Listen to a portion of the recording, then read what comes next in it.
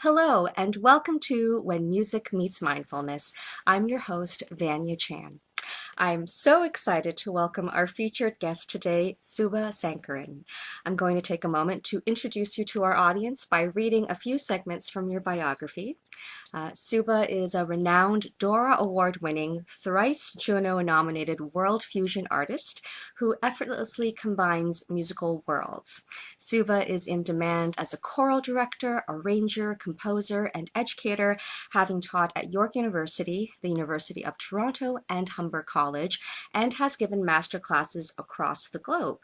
She has composed and produced music for music theater, film, radio, and dance, including collaborations with Deepa Mehta, the CBC, Stratford Festival, Shaw Festival, and the debut of her original music at the Barbican Theatre in London as part of Why Not Theatre's Mahabharata. Suba co-created City Choir, a global community choir in Toronto, and serves as artistic associate with Confluence Concerts, a company of diverse artists dedicated to personal, thought-provoking, and moving presentations. Suba is a recipient of the Joanna Metcalf Performing Arts Prize and the Kathleen McMorrow Music Award. So Suba, it is so wonderful to have you here today. How are you? Oh, I'm doing very well, and I'm really happy to be here. Thank you for this invitation. Yes, thank you for accepting. It's just so lovely to see you. I was You just too. thinking back to the first time we met, which I believe was at a Weeby Jazzin event, now known I as would, Weeby, the right. collegiate a cappella choir of York University. So, yeah, I can't remember. I don't know if I want to think about how long ago that was actually, It but would have been a long time it would have been ago, a long time ago. but a Yeah, good time. a good Always a good time. time. I think there's a lot of wonderful memories that always comes out of kind of joining voices, meeting other fellow musicians, fellow singers and artists. So I'm so glad we've crossed paths several times since then, and Likewise. it's always a wonderful opportunity to see you and to sing with you, and now to chat with you about Wonderful. music and mindfulness. So again, thank you for joining this conversation today. Pleasure. Okay, so let's start with our first topic, calming the mind. Um, so, our world today is constantly bombarded with so many attention grabbing headlines. It's so easy to feel overwhelmed, and our brains are cluttered with so much information. Are there any activities or rituals that you engage in to help tune out the noise, to help calm your mind, heighten your awareness, and bring your focus back to the present moment? Yes, so to me, I think about it less as a concert ritual or a pre-concert ritual, and more about daily ritual and routine and focus. I too am guilty of doom scrolling and, reading a lot of news sources. You can't help but seek the attention grabbing headlines and so on. But I'm really making a concerted effort for my own well-being to engage in daily practices. And so, something that I've been doing for quite some time now is to start my days with yoga. And of course, speaking of mindfulness, there's nothing more appropriate. Yoga meaning union, and in my case, that's the union of the mind and the body and the voice as well. And then I get more into kind of specific physio exercises because I've got a frozen shoulder diagnosis these days. So working through that.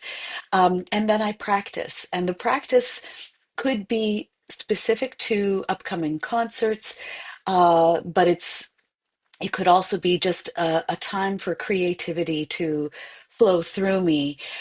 So I might spend my time composing or arranging, practicing piano, voice, percussion. Those are my three main instruments, especially the voice. As my primary specialty, or playing a little bit of guitar or bass.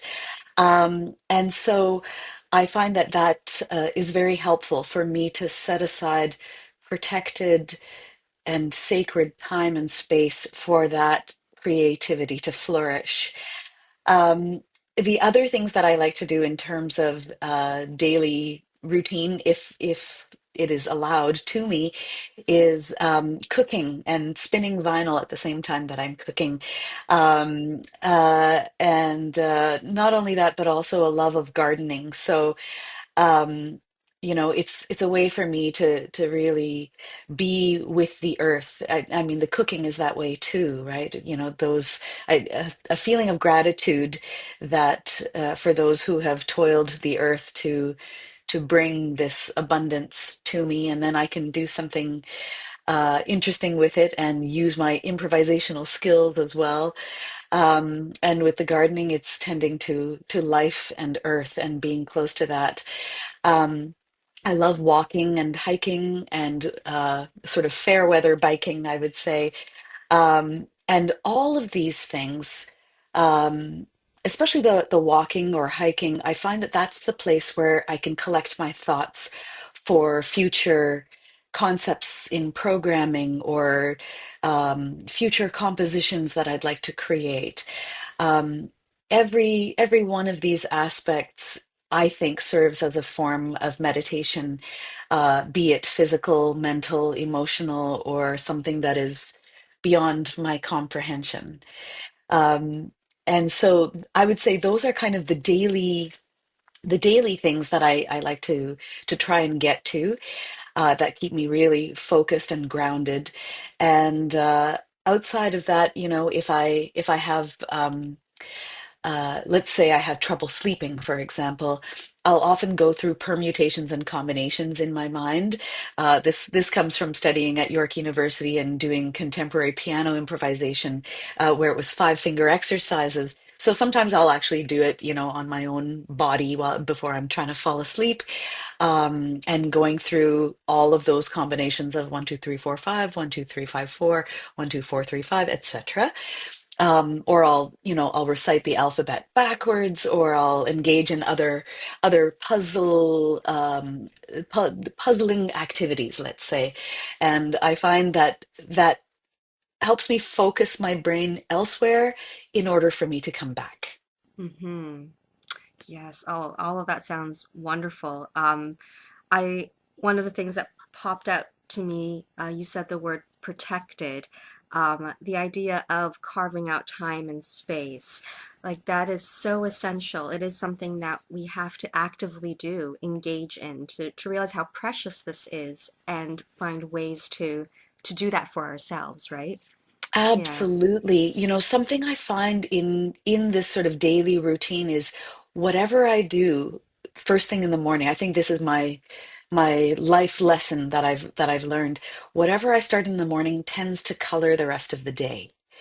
So if I start it by looking at the news and the doom and gloom and the upside down world that we sometimes live in, my whole day is colored with that. And I find it takes away from that carving out of the protected time and space. Whereas if I begin this day by focusing on myself, a little self-love, a little self-care, getting into the body and then the voice and the mind, of course, it sets me up for something beautiful and and those possibilities, as you said, we don't always find them. It's a bit of a rarity, and so anything where I can find the infinite possibilities of creation and immersing myself in my art, that's what I'm going for. Yeah, yeah, there's so much choice involved. Like there's so much the activities that you find that click with you, like your gardening, your cooking, and things that you enjoy and that make you feel connected to the present moment because you're so engaged with what you're doing. But then, as you said wonderfully, how it connects, if you feel this connection to other people, even though you've never met them, but you know how this food, how these ingredients got to you. You can Yes, respect the earth and just see how things grow. There's this sense of something outside of you bigger than all of us, yes. right? That Oh, connects us. Yeah, exactly. yeah. I spend a lot of time thinking about just being a speck in this universe. I watched the NASA launch yesterday evening, and it's that feeling of galaxies that are so much bigger than us. And the planets, the stars, the constellation. It's a wonderful way of feeling small but not insignificant.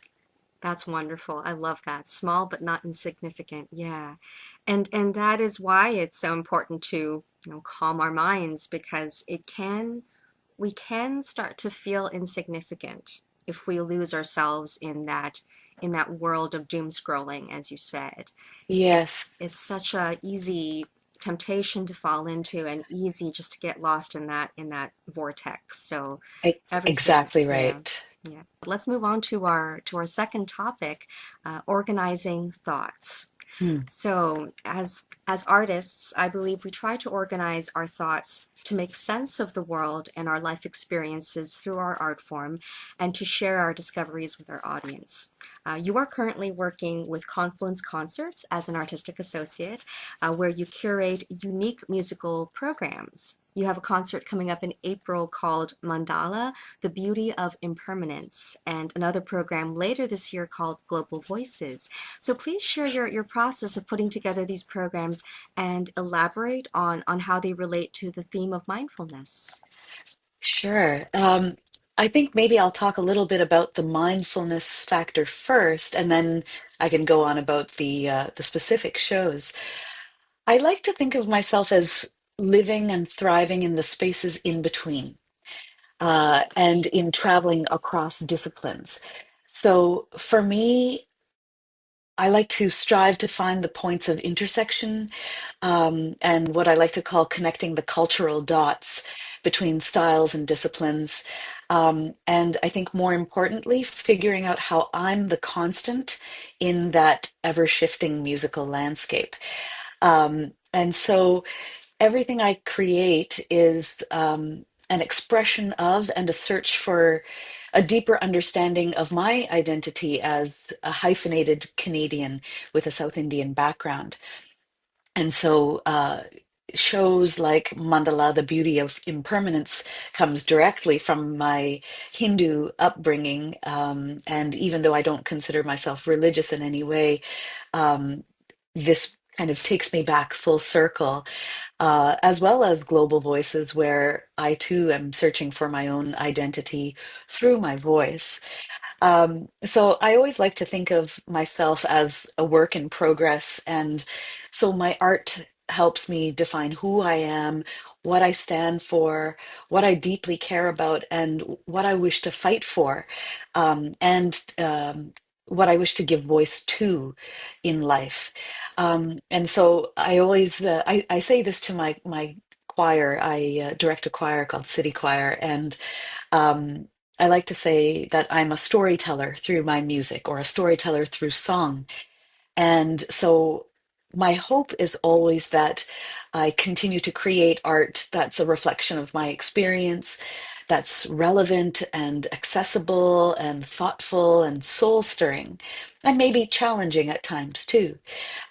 And so that for me is absolutely my meditation and my mindfulness through music. And so this show that's just coming up is Mandala, the Beauty of Impermanence. So mandala is a Sanskrit word that means cycle or circle, and we see it in nature, as we just spoke about. As we're walking in nature, we see it in um, the ebb and flow of the tides. We feel it in the inhale and exhale of breath. And in music, we see it in cycles and circles as well. It could be a ground bass, it could be a round, it could be an ostinato pattern, it could be a rhythmic cycle. So the whole concert revolves around this idea, and as well, I've engaged a nature arts educator, poet, and author, Shanice Jen Mohammed, and she's going to be taking the community through an actual mandala making session with found objects and objects from nature. So we're going to get the visual side of it, and she'll be doing the live art that will be projected on a screen while the live music is happening.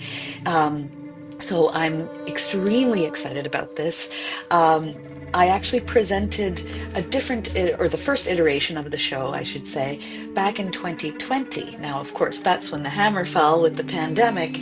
So we were forced to move things to a video presentation.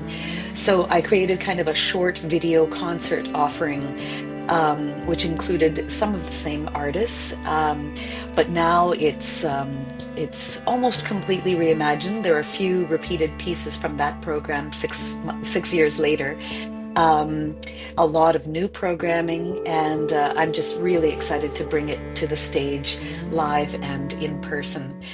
Um, the show that I'm doing at the end of September is called Global Voices, and it too is a concert that I did kind of a short form of a few years back for Sing Toronto, the a cappella festival here in Toronto, where my husband Dylan Bell and I were former artistic directors of for about 5 years. And I was asked to do one part of a double bill. And so I brought in Global Voices for that. But the program was maybe 35, 30, 38 minutes long. So now I get to really flesh it out. And the idea was to basically showcase the many global traditions and cultures that the global divas that we have right here in Toronto offer us. So it includes the band Turquoise with Miriam Toller, Brenna McCrimmon, Jane Brown, and Sophia Gregoriadis, and they cover Arabic music, Egyptian music, music of the Balkans, you name it, they've got it going on there. We have Tamar Ilana, and she brings with her flamenco dance as well as singing. Jordana Talski, who's a solo live looper. I'll be bringing in my work as a South Asian artist. We have Mayor Pavri, who is an operatic soprano, and she'll be bringing various things from early music to some of the music that I composed in the Mahabharata for Why Not Theatre. And yeah, the list kind of goes on and on. And Patricia O'Callaghan, who does a vast array of music from classical to opera to cabaret to salon music. And she's another artistic associate of Confluence Concerts. So those two concerts are really exciting to me as I get to put my curatorial stamp on it.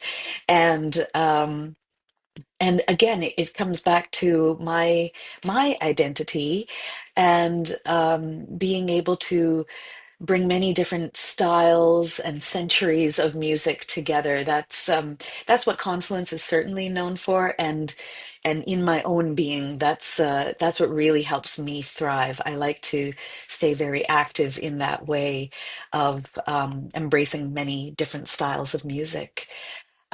And I should mention the other project that I have going on is with Mayor Pavri again, who is Zoroastrian. And so I have been gifted a couple of grants through the Ontario Arts Council and Canada Council for the Arts to create a suite of music setting Zoroastrian prayers to music, which is a highly unusual thing. So I'm very excited to, I've already begun that process and project with her.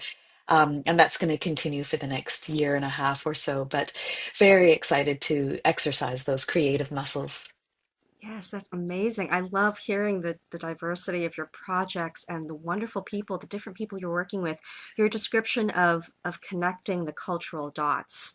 I Mm, love that. Just connecting the dots, the idea of finding the interrelations between artists, between our experiences that have helped define us over time. Because if we don't connect those dots, we don't find the meaning and the progression and the development in ourselves and in each other as artists and just as people in general, right? So yeah, absolutely. You yeah. know, and I find that idea of the connecting of the cultural dots, you know, it makes the world so much smaller as well as we find the interconnectedness of this culture and that culture as opposed to this culture versus that culture, right? It's all about being with, not against. And so yeah, it really helps me kind of make sense of life and the world around us as I'm going through these projects and the process as well, which is huge. And that's the thing about the beauty of impermanence. The whole idea is it is all about process, not the product. It's very much about what happens when you are absolutely in the moment and you allow yourself to just dismantle the whole thing and let it exist in the ether in the moment. Okay, so let's move on to our final topic, which is the state of flow. So Sure. as performers, we can experience the state of flow as a mind-body connection, and you mentioned that earlier already. And in this mind-body connection, we feel as if the performance is effortless and spontaneous and enjoyable. And we can also experience flow through the projects that we're fully invested in, as these projects that you just described. They're intrinsically motivated. Uh, we accumulate knowledge and skill sets throughout our lives, and then at a certain point, we start to give back in various ways through the artistic communication, education, outreach, etc. And it comes full circle like a mandala. Can you teach me that pronunciation? Did I say that Yeah. correctly that time? Yes. Mandala. Mandala. Because I knew That's the right. moment I said it, I'm like, I'm probably not saying it right. So thank you. Mandala. Right. And so that full circle, there is that sense of joy and gratification and fulfillment. So first of all, within this topic, could you share an experience of a musical performance where you felt that ease of mind-body connection, that seemingly effortlessness state of flow? Mm. One of the places where I really feel this idea of flow is whenever I have the amazing opportunity to be on stage with my father, master drummer Trichy Shankaran. Um, he is a child prodigy of the mridangam, which is a barrel-shaped instrument from South India, similar to the North Indian tabla, but rather than two kettle drums um, face up, it's one barrel-shaped drum with the heads on the sides. And so he's been performing, he's been a leading exponent in this particular instrument and was a professor of South Indian music studies at York University before he retired in, I believe it was 2015. He will be 84 years old very soon, and he's actually on my Mandala show, which is really exciting. Basically, anytime I'm on stage with him, I feel that sense of flow and I feel it through him, and I'm able to sort of catch a whiff of that. And I absolutely feel it inside myself. Um, and there's actually a word in South India, in South Indian music called laya, Laya, laya, which means flow. And if you can find that flow, that is everything. It's like being in the ocean and going with the tide. Or it's like that moment when you're doing double dutch and you know exactly what to do to get in the center of those skipping ropes. And I feel it all the time when I'm singing my South Indian classical music with my father, or say Indian fusion music that I specialize in, or maybe one of his compositions when we're performing together, especially because in him is this amazing sense of discipline and devotion to his music. Um, there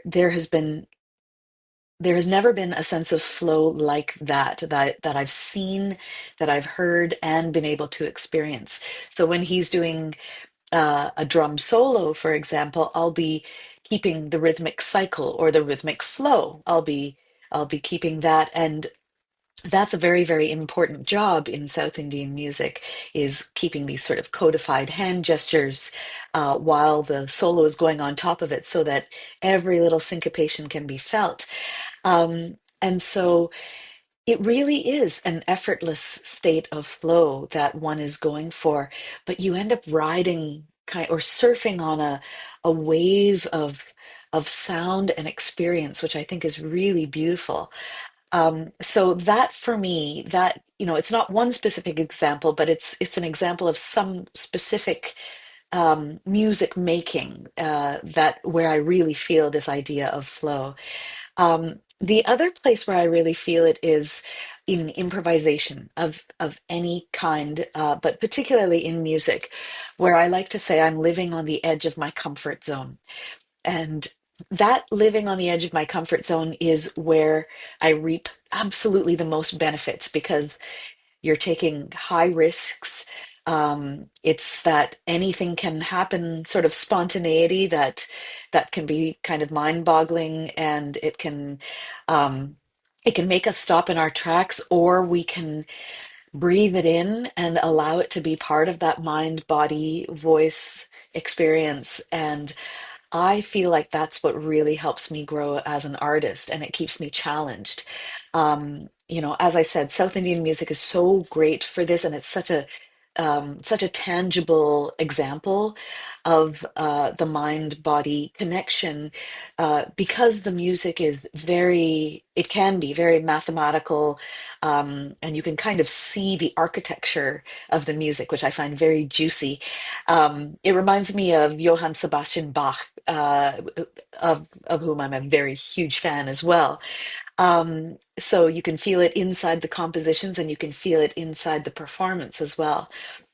But I guess the bottom line for me is that, um, for mind body connection and flow, and the honesty of that, I think it's when I'm on stage. So, not a specific example, but anytime I'm on the stage, it's my first love. Um, and I like to think of the stage as being my artistic playground. And I get to invite my audience to come play with me in their way, as listeners, or as participants, for example. And there I'm free to simply be who I am, and be my flawed self, and be honest and raw about what I'm presenting. And I think that that kind of honesty is where that flow comes from, and it's without pretense. And if I can find that space when I'm on stage, and that's what I really strive for, that for me is where the flow comes from. mean, one, I love that you brought up the idea of being flawed, of the imperfection of it, because there's this Yes. there's a lot of misconceptions about what flow is, and one of those things is that it's perfection, as if you can't, as if when you're in flow, like you can't do anything wrong, but that's totally not the point. The idea is that you're not afraid about making those mistakes, that you embrace those mistakes and make it part of who you are and of the moment. And because of your desire to be invested in the moment, you learn to make do with those things. And that's why it's the playground of the stage is so wonderful, because it is sort of an abstract of life, like of real life, but we get to sort of it's actually I find the stage, I think I feel the same way, in that the stage is one of the safest places to be able to just give yourself Yes. and sort of sometimes we think it's the place where we'll get judged the most, but I don't think so. I think if we choose to make it an experience that we can share that flow with our audience, we can push that out of our minds and we can guide that process of flow through ourselves. And as you said, when you connect to your father, which is such a wonderful thing, I love hearing that.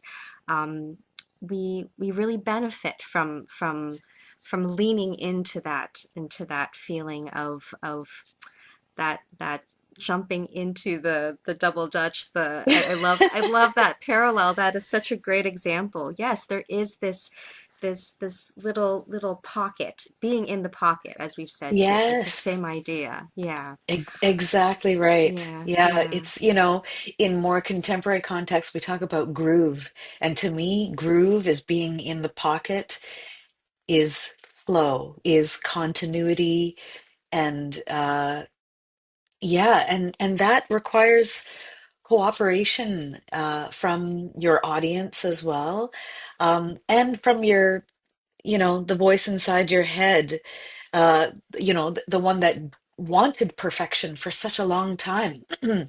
And you just realize it's not about that. I still have to teach myself that lesson. I don't always practice what I preach in this case. I've been an overachiever all my life, and so, but this is a mantra that I come back to.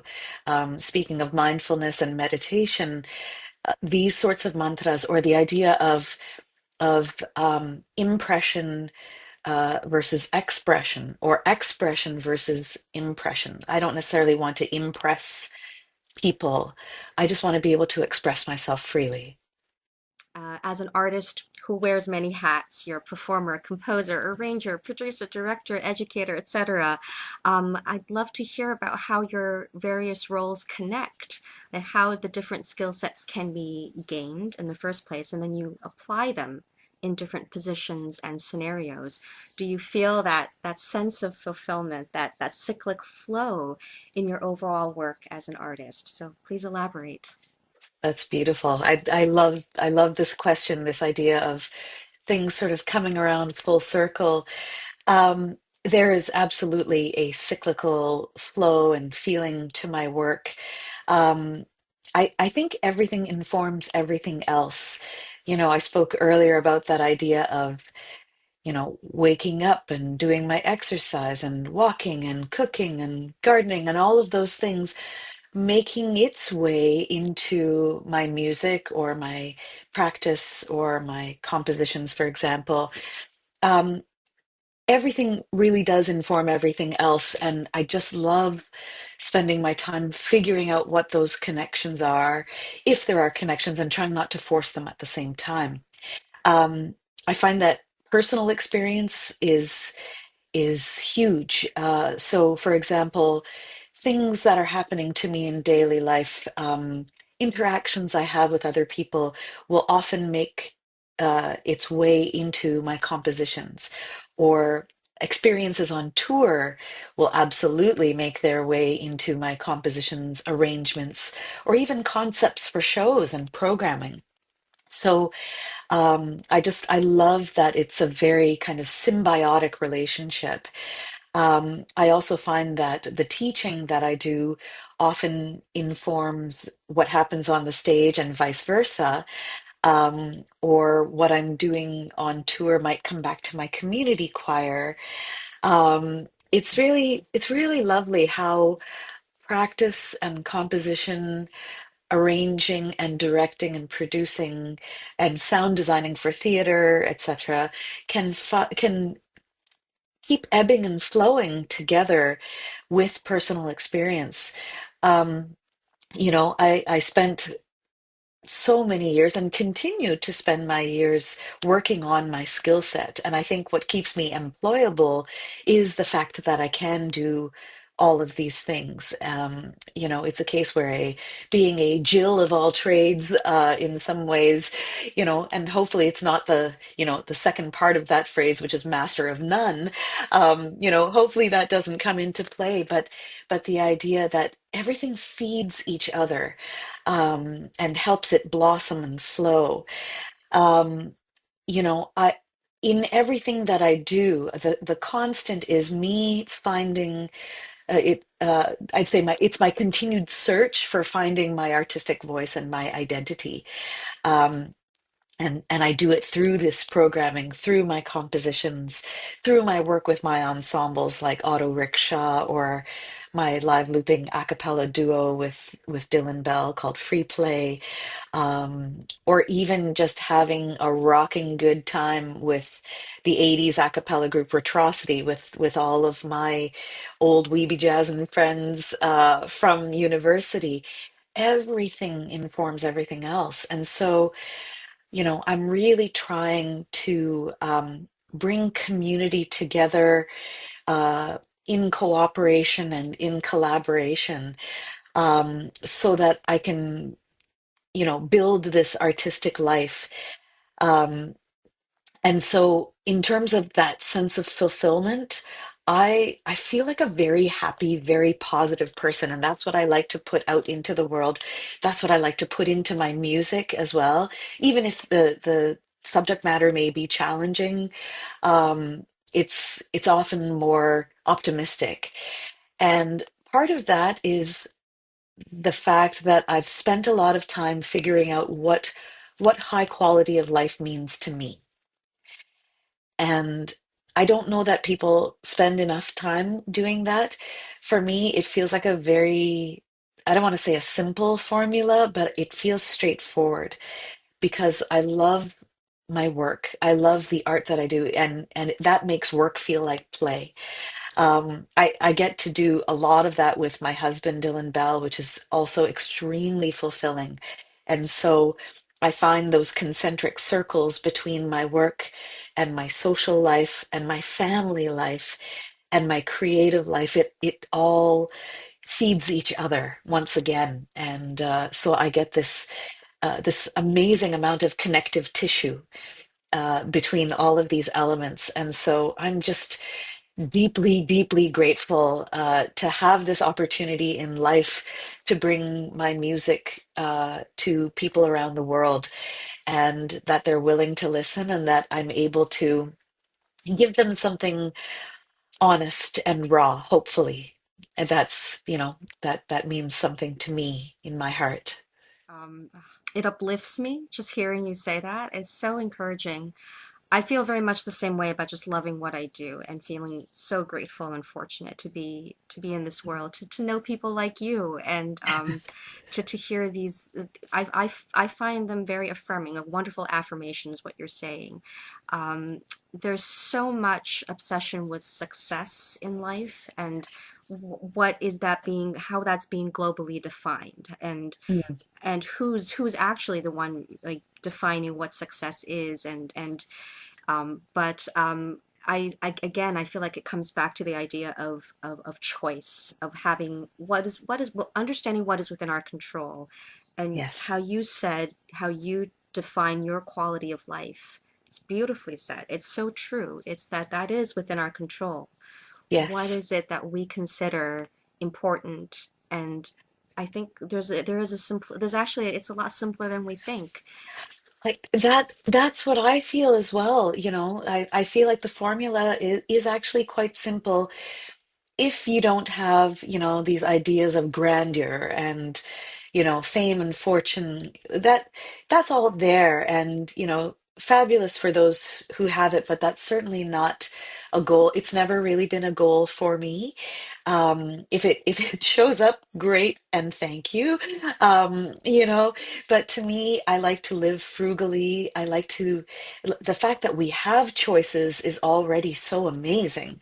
Um, the fact that I get to choose the work that I want to do. I get to kind of handpick all of these beautiful projects with the people that I really want to be working with, to make a difference, in the artistic community and beyond.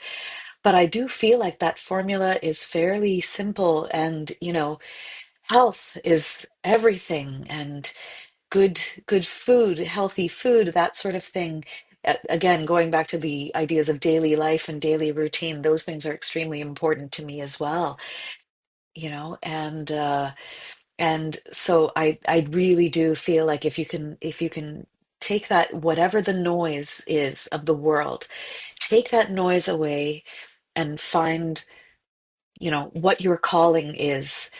That to me is the true mindfulness, and that's going to connect everything inside you, within you, and without you. Yeah, it's so wonderful to talk to you. It feels so nourishing to hear you speak about these things, and this is what I love so much about having these conversations. We learn from each other. It's wonderful. Absolutely. Oh, and Yeah. it's so wonderful to reconnect with you, and Yeah. to hear your thoughts and your amplified thoughts on my thoughts. I think that's thoughts on thoughts. This for me is a mindfulness experience, Uh, uh, just in this interview alone. So thank you for that. I'm so glad you feel that way because I feel the same way. So thank you so much. Thank you, Suba, for coming on the series and for this wonderful, insightful chat, for sharing how you incorporate mindfulness into your musical programming and musical practices.